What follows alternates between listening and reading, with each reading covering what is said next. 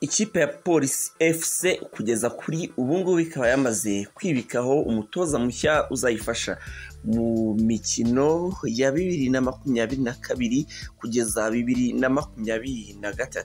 Uwo mutoza ni inde? Wo ukurikiye Kigali Top, tukujyanye mu mikino kabisa. Njyewe nitwa Hero Willis, wari usanzwe umenyereye mu makuru y'imyidagaduro, ariko noneho mugejeho amakuru ari kuvuga mu mikino kugeza kuri ubu ngubu ku isoko ry'imikino ryo mu Rwanda. Ikipe ya Police FC cyo nakubwira ko nuko yamaze kwibikaho umutoza mushya ugiye kuyifasha muri uyu mwaka ugiye gutangira w'imikino wa 2022 2023.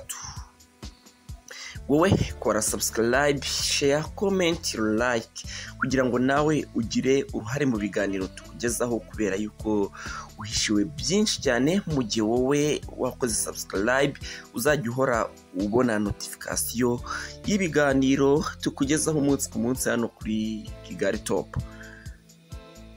Ngende Hero Willis nkuko nabikubwiye. Rero nyuma yuko ikipe ya Police FC itandukanye n'umutoza wayo bari bamaranye igenda, cyo navuga ko cyari kinini, Nutar Frank.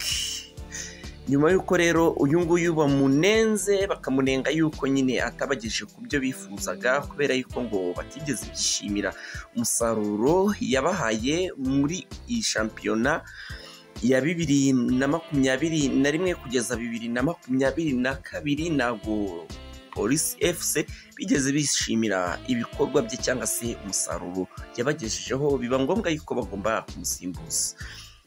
Frank rero uyu nguyu wari uri gutoza ikipe ya Polisi baje kuba bamwirukana, bamusimbuza umutoza Mashami Vincent. Uyu nguyu watozaga ikipe y'Amavubi nawe bakaza gutandukana, bamushinja kuba atabageza ku musaruro muri uyu mwaka mu kwezi kwa gatatu muri uyu mwaka turimo. Mashami Vincent rero nawe yatandukanye n'Amavubi, baza kumusimbuza bitewe n'uko nyine hari byinshi atabagezagaho ikipe y'igihugu y'u Rwanda Amavubi. Mashami Vincent rero kuri uyu wa gatanu nibwo yaje kuba ashyira umukono ku masezerano yo gutoza ikipe ya Police FC yari imaze gutandukana na Frank Nutar nkuko nari nabikubwiye.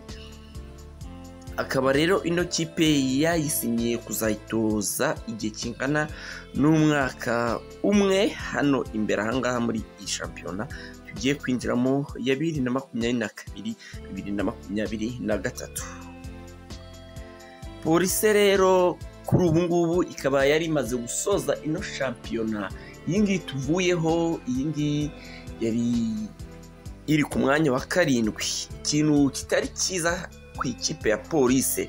Police ni ikipe wasangaga iza nyuma y'amakipe arimo za APR, Rayon Sport, ugasanga ni ikurikira cyangwa se wenda ikurikirana na za AS Kigali, ariko kugeza kuri ubu ngubu icyo nakubwira nuko bayishyize inyuma biteye ubwoba, inyuma ku mwanya wa 7. Umwanya wa 7 ku ikipe ya Police FC ntabwo ari umwanya mwiza, ntabwo navuga yuko ari umwanya mwiza, kubera yuko yagakwiye kuba ari ikipe iri ku mwanya wenda wa 2 wa 3 gutyo wa 4, niba itari muri Big 4. ni ukuvuga yuko ari ikipe yibuze, ari byo baje kuba bashinja rero uyu mutoza wayo ko atayigeze abageza ku ntego zabo nk'uko babyifuje.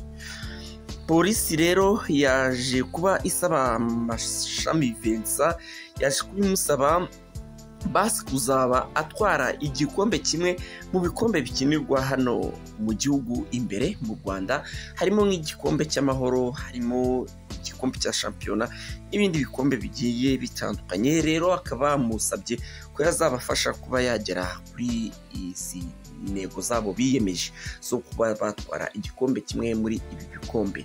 Gusa kandi cyo nakubwira cyo nuko Mashami Vincent atari mushyashya muri shampiyona yo mu Rwanda, nuko nabikubwiye cyangwa se uranabizi. Yatoje ikipe y'igihugu y'u Rwanda Amavubi, ayitoza igihe kitari gitoya ko yayirambyemo.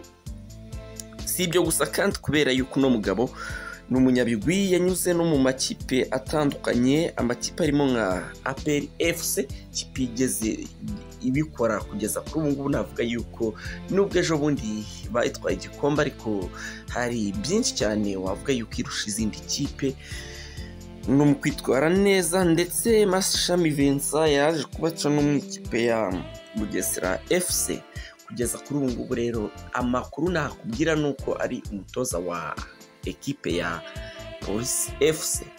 Ngayo nguko ayo ngayo ni yagezweho mu mikino mu ikipe ya Police FC, nicyo kiri kuvugwamo.